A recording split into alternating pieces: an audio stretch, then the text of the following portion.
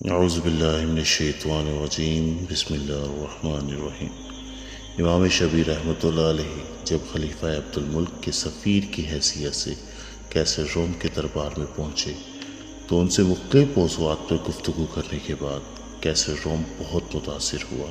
اس عیسائی بادشاہ نے مسلمانوں کے سفیر کو ایک وسیع النظر عالم دین پایا اور امت مسلمہ کے ایک خیرخواہ ترجمان پایا۔ کیسر روم نے ان سے پوچھا کہ کیا آپ شاہی خاندان سے ہیں؟ امام شبیر رحمۃ اللہ علیہ نے فوراً جواب دیا، نہیں، میں ایک عام سا عربی ہوں۔ چنانچہ بہت دنوں کے بعد جب امام شبیر رحمۃ اللہ علیہ واپس خلیفہ عبد الملک کے پاس جانے لگے تو کیسر روم نے انہیں خلیفہ کے نام چند خطوط دیے۔ آخر میں ایک سفید لفافہ دیتے ہوئے کہا کہ جب آپ تمام خطوط پیش کرتے ہیں تو آخری خط یہ دے دیجیے گا۔ امام شبیر رحمۃ اللہ علیہ نے ایسا ہی کیا۔ انہوں نے جو کچھ سلطنت روم میں دیکھا تھا اسے اپنی زبان میں بیان کیا اور ایک ایک کر کے کیسر روم کے تمام خطوط خلیفہ عبد الملک کے مطالعے کے لیے پیش کر دیے۔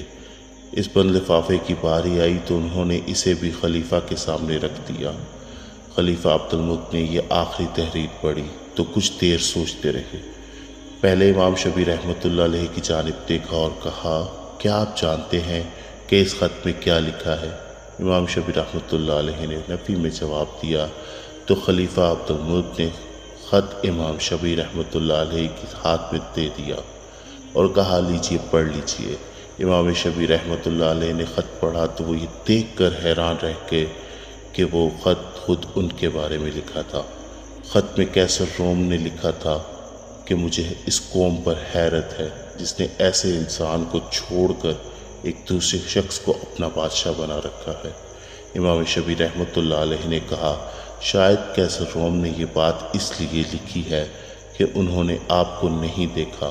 بہرحال اس خط کے بارے میں مجھے معلوم ہوتا تو میں اسے لے کر نہ آتا۔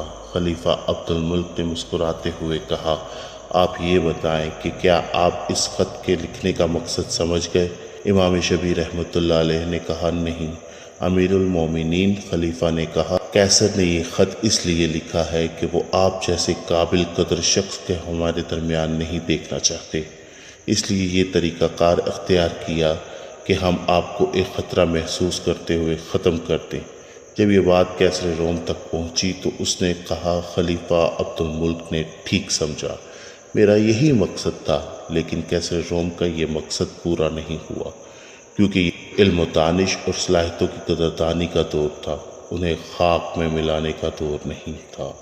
مزید اس طرح کی ویڈیوز دیکھنے کے لیے ہمارے چینل کو سبسکرائب کریں اور بیل آئیکن کو دبائیں۔ شکریہ۔